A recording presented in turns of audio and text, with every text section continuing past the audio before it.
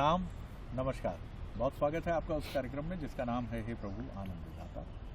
और इस कार्यक्रम में आप अपनी प्रतिक्रियाएं, रिएक्शन हमें भेज ही रहे हैं। एक बार फिर आपसे अनुरोध है 7009694440 ये वो व्हाट्सएप नंबर है जिस पर आप अपने रिएक्शन हमें दे सकते हैं। इस कार्यक्रम में लगातार हम अलग अलग विषयों पर चर्चा करते हैं और कई विषय ऐसे भी होते हैं जो सुनने में एकदम से लगता है कि क्या इस विषय पर कोई आध्यात्मिक चिंतन भी हो सकता है। लेकिन क्या आपने कभी सोचा है, आज हम जिस विषय पर बात कर रहे हैं वो सुनने में बहुत सहज लगेगा आपको। आप अपने घर में प्रतिदिन भोजन करते हैं।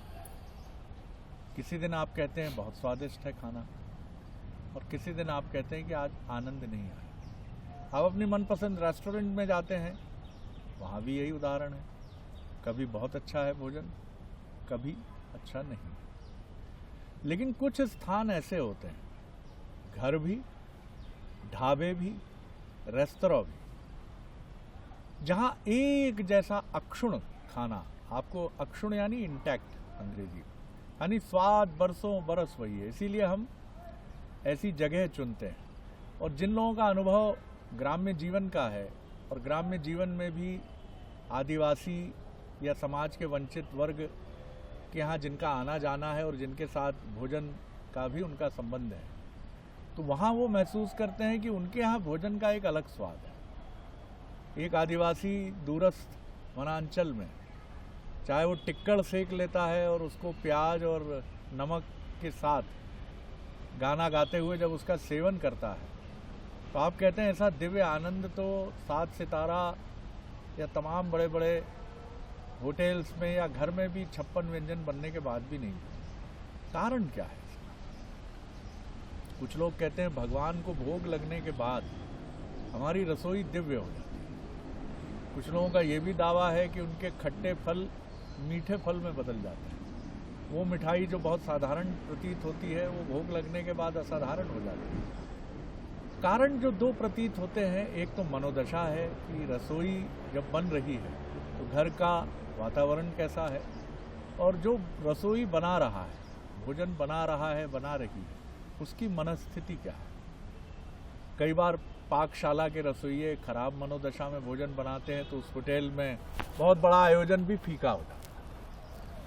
और दूसरा ईश्वरीय स्पर्श जो होता है, ईश्वरीय स्पर्श ऐसा नहीं है कि वो किसी को मिलता है किसी को नहीं मिलता। ईश्वर तो सबको अपने स्पर्श के साथ खड़े हैं। लेकिन हाँ, कुछ अर्हताएं हैं, जैसे आप परीक्षाएं पास करते हैं तो वो योग्यताएं वहाँ भी हैं। आज समझेंगे इसी को कि ये रसोई का रहस्य है क्या। हमारे साथ हैं विद्वान वक्ता, भगवद गीता के अध्येता, मानस मनोमज्ञ प्रोफेसर डॉक्टर सुरेंद्र बिहारी गोस्वामी। प्रणाम कर रहा हूँ सर। आज आपने अपने वर्णन में एक बड़ा सुंदर शब्द जो है वो अंत में पिरो दिया है, और वो शब्द सुनकर मुझे बड़ा हर्ष हुआ, रसोई का रहस्य। ये अनुप्रास आपका बहुत सुंदर है जी। क्योंकि हमारे जीवन में यदि आप देखें कि पूरी भागा दौड़ और सारे आपाधापी के बीच में यदि कोई चीज है हमारे पास जी, तो वो है पेट। और पेट निर्भर है अन्न पर, और अन्न से ही सारे शरीर का संचालन होता है। ये अन्न ही है जिसको भोग कर हम बच्चे से बड़े होते हैं, बड़े से बूढ़े होते हैं, और बूढ़े से अपनी गति को प्राप्त करते हैं। अन्न के लिए एक बड़ा शाब्दिक शब्द का उपयोग किया जाता है। संस्कृत में अन्न का अर्थ होता है अन्नस्ते अन्ना, अर्थात जो मुझे जितना खाएगा मैं भी उसको उतना ही खाऊंगा, वो अन्न कहलाता है। इसके लिए मूल शब्द अन्न है। तो अर्थात ये है कि अन्न का भोग हमारे लिए पूजा है। मनुष्य के जीवन में 2 प्रकार के प्राणी होते हैं, एक जीने के लिए खाते हैं, एक खाने के लिए जीते हैं। ये बड़ा प्रचलित धारणा है, लेकिन हमारे यहाँ रसोई इन सब से हट करके है। अन्न की मान्यता इन सब से हट करके है। आप देखें, यदि हम अध्यात्म की भाषा में बात करें तो रसोई को ग्रहण करने, बनाने और उसकी व्यवस्था करने की भी प्रक्रियाएं बहुत अच्छी वर्णित है।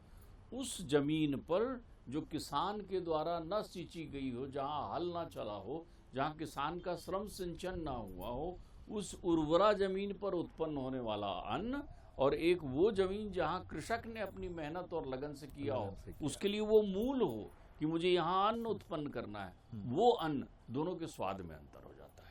आप ध्यान दिए, लागी लगन की प्रक्रिया है अपनी बिल्कुल जगह। ठीक बात है।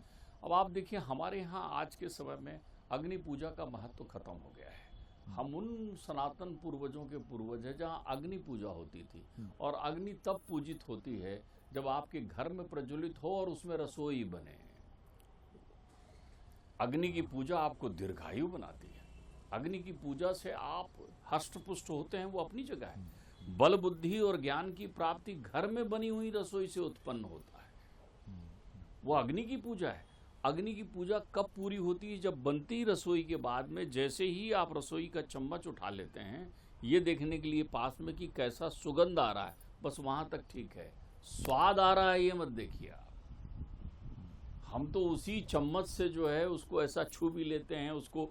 हमारे यहाँ उत्तर भारत में एक कहावत है, जूठा मीठा। हाँ, जूठा मीठा। आज हमारी रसोई में जूठा मीठा हो गया। हाँ। एक तो 50% घरों में जो महानगर में रहते हैं उन घरों से रसोई की विदाई हो गई है। लगभग वो लोग बना बनाया बाहर का या घूमते फिरते या तमाम प्रकार के उन खाद्य पदार्थों का उपयोग करने लगे हैं। रसोई की 3 महत्वपूर्ण विशेषताएं हैं। रसोई बनाने वाला कौन है, रसोई खाने वाला कौन है, और रसोई में बन क्या रहा है। ये 3 चीजों से मिलकर अन्नपूर्णा सुपूजित होती है। अगर रसोई बनाने वाला घर का कोई सदस्य है तो वो रसोई नहीं है, उसे आप अमृत कहिए, उसे आप अमृत कहिए। माँ बना रही है, बहन बना रही हैं, या पत्नी बना रही है, तो ये रसोई जो है सबसे ज्यादा पूजित है। लेकिन परमात्मा की कृपा या आपकी व्यवस्था से रसोई कोई और बना रहा है, तो रसोईया को आपको देखना बहुत आवश्यक है कि वो किस भाव से रसोई बना रहा है। अभी आपने एक बहुत अच्छी बात कह दी थी कि रसोई में भाव की विद्यमानता आवश्यक है, तो उसमें भाव महत्वपूर्ण है। अब रसोई बन गई आपकी प्रक्रिया, रसोई का खाने वाला कौन है? ये भी अन्नाद 10 गुणम पिष्टात्, पिष्टात् 10 गुणम घृता। हमारे यहाँ तो चरक संहिता अन्नपूर्णा और अन्न के उपयोग, भोग और ग्रहण करने की विधा से भरा पड़ा है। क्योंकि आप अगर संसार में रोग मुक्त रहना चाहते हैं तो हमारे यहाँ के वैदिक मान्यताओं के अनुसार अन्न को ग्रहण करिए और अन्न का पाक शास्त्र में अपनी प्रक्रिया करिए। हमारे यहाँ शास्त्र कहलाता है शरद जी पाक शास्त्र। पाक शास्त्र, ठीक बात। पाक विधा है हमारे यहाँ ये। रसोई अन्न को बनाने की विधा को पाक कहा गया और उसको पाक शास्त्र कहा है, क्यों? उस पर आपका जीवन आश्रित है। तो रसोई बनाने की विधा की प्रक्रिया में आप ध्यान रखिए, रसोई खाने वाला कौन है, रसोई ग्रहण करने वाला। रसोई बन गई, अब मैं थोड़ा आपको आध्यात्मिक नहीं करूंगा, वो आपने छेड़ दिया तो कह दिया कि रसोई बन गई, तो एकदम से आप स्वयं ग्रहण ना करें, उस बने हुए अन्न को अमृत कर लें। हमारे यहाँ प्रसाद का अर्थ होता है परमात्मा ने उसमें से विष ग्रहण कर लिया है और अमृत दे दिया है, तब वो प्रसाद बना है।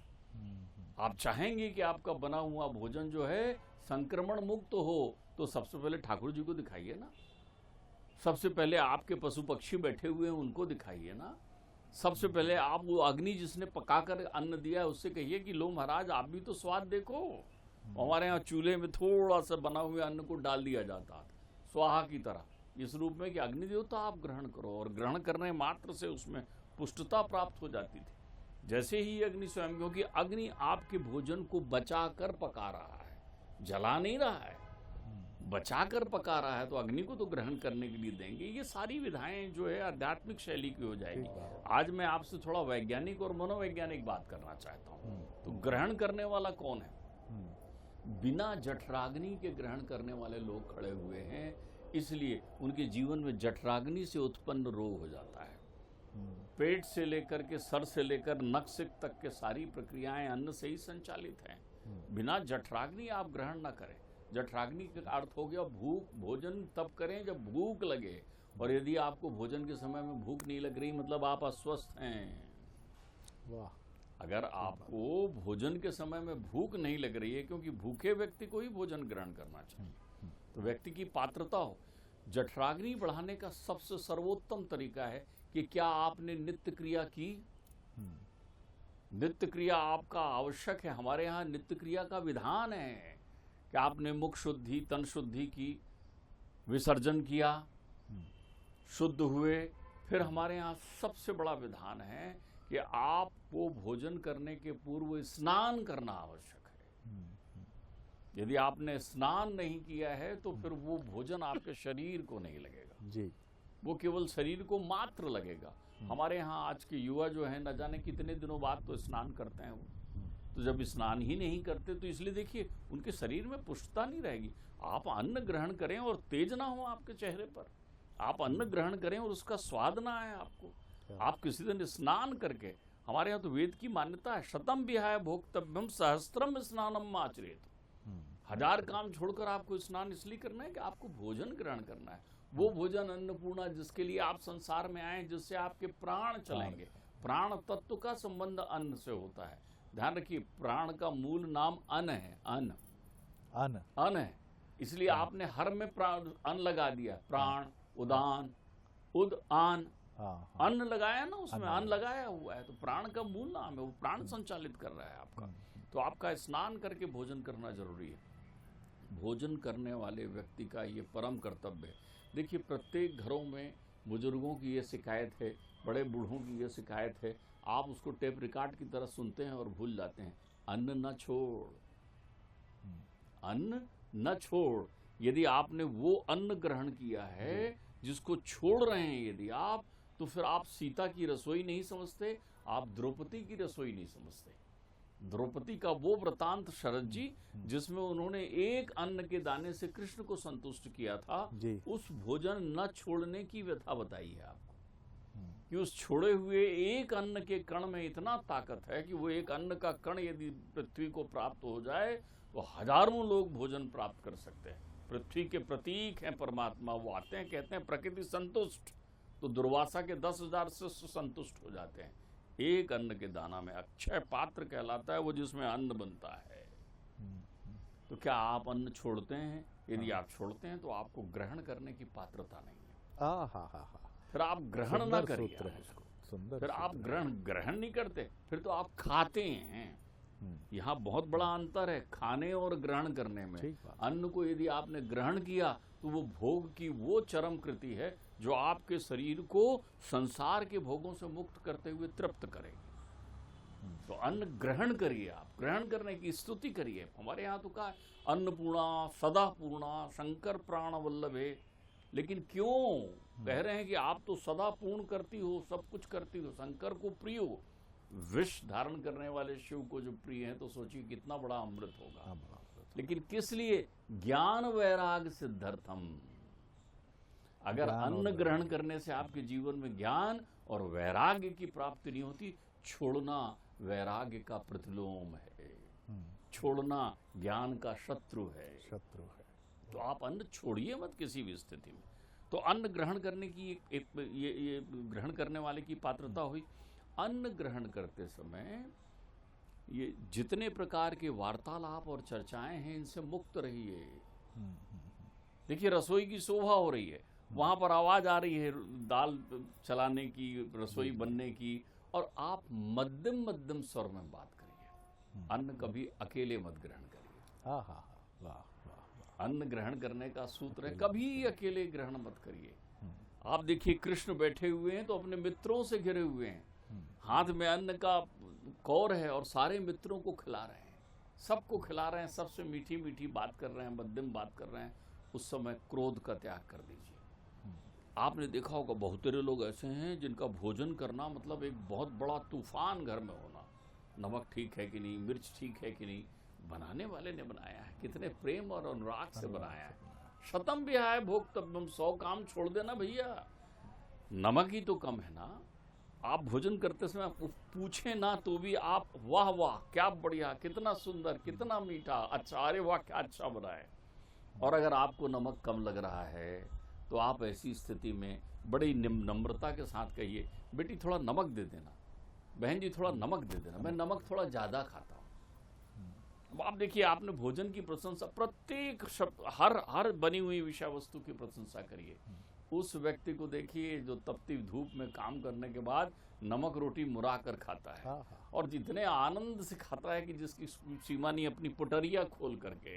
तो तुम्हारे पास ईश्वर ने यदि मेज दिया है, अन्न सदैव सदैव अच्छी जठराग्नि और दीर्घायु के लिए आसन में सहज पद्मासन लगाकर ग्रहण करना चाहिए। लेकिन यदि आपने पद्मासन नहीं लगाया है, आप बैठे हैं कुर्सी पर, तो पदत्राण त्याग करके अन्न ग्रहण करना चाहिए।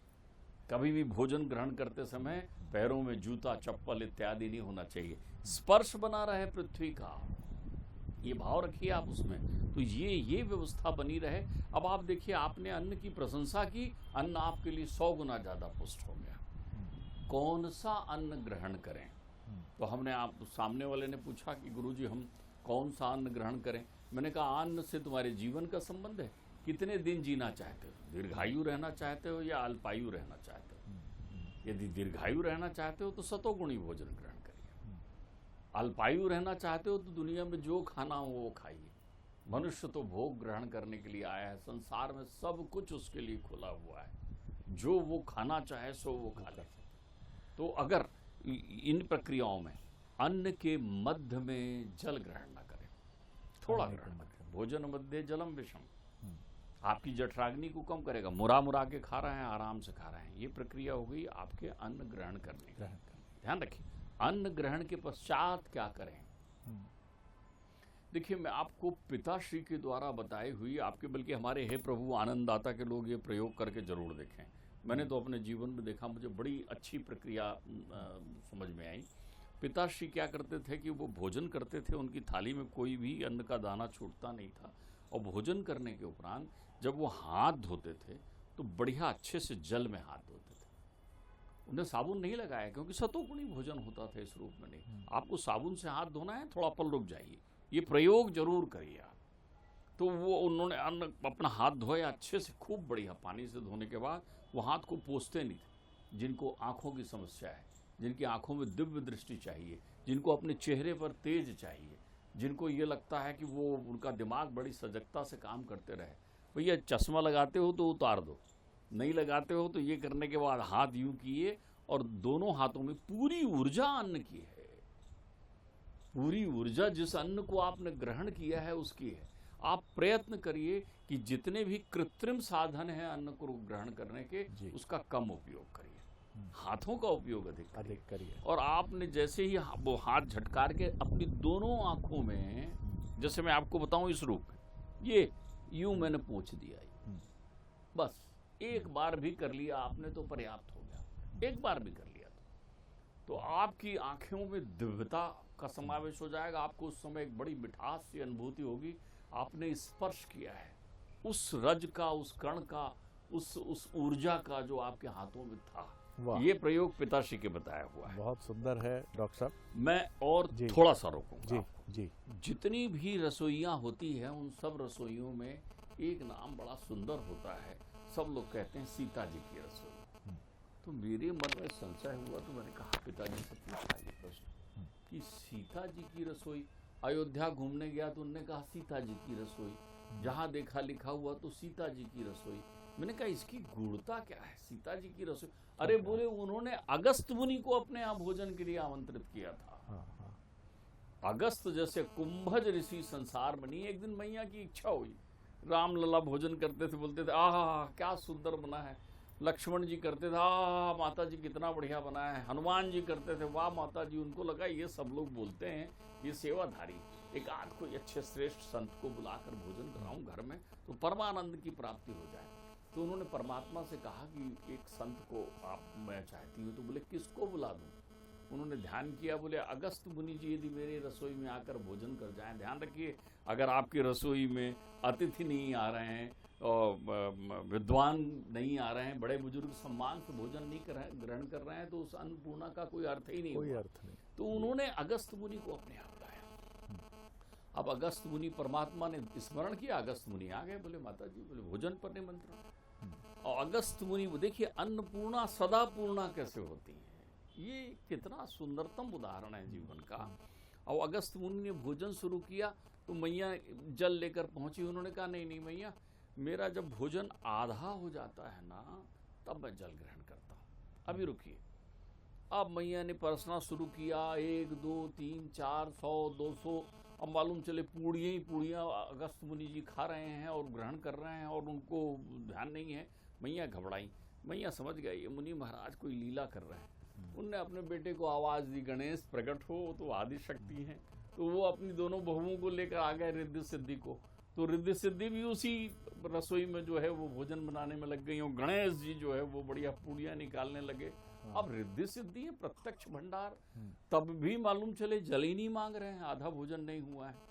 तो परमात्मा राम ने देखा कनखियों से, थोड़ी उदासी पसीना मैया के माथे पर देखा, तो उन्होंने अगस्त मुनि की तरफ देखा। अगस्त मुनि ने कहा जल लाइए। तो जैसे ही जल लेकर के वो आगे बढ़ने लगी, तो मैया सीता ने कहा नहीं नहीं महाराज, जल मत लो, अभी मैं आपको जल नहीं पिलाऊंगी। बोले क्यों? अभी आपका भोजन आधा ही हुआ है, अभी तो आप जल लेंगे। बोले जल तो मैं आपको पिलाऊंगी द्वापर युग में। बोले कैसे मैया? बोले तब जो है संवर्तक मेघ जब गिरिराज पर 7 दिनों तक हाथी के सूंड जैसी बरसात करेंगे और जल गिरेगा, तो वो जल कहाँ जाएगा? महाराज आप पी लेना, क्योंकि आप तो समुद्र पी लेते हैं। ये सीता की रसोई है जहाँ अगस्त ग्रहण करते हैं। तो तुम्हारे यहाँ भी ये रसोई हो। हर व्यक्ति को अपने घर में सायंकाल के समय में अवश्य अग्नि की पूजा करना चाहिए। प्रातः काल अग्नि, अच्छा स्वपाकी बनिए। मैं इसमें किसी होटल या इसकी आलोचना नहीं कर रहा हूँ, मुझे कोई लेना देना नहीं है, लेकिन मैं कहता हूँ अगर आप अकेले हैं तो आप भोजन बनाना क्यों नहीं सीख रहे हैं? क्यों नहीं आप स्वपाकी व्यवस्था में जुड़ते हैं? ऐसा अमृत लगेगा, आप स्वस्थ रहेंगे, प्रसन्न रहेंगे, आपके चेहरे पर तेज रहेगा और आप अपने घर का भोजन ग्रहण करेंगे। बहुत सुंदर बात है।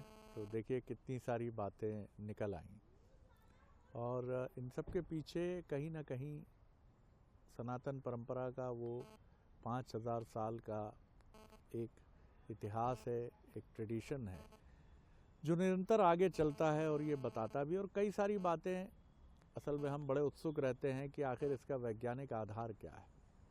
वो भी कई बार मिलता है और कई बार आप कहते हैं नहीं भी मिलता है।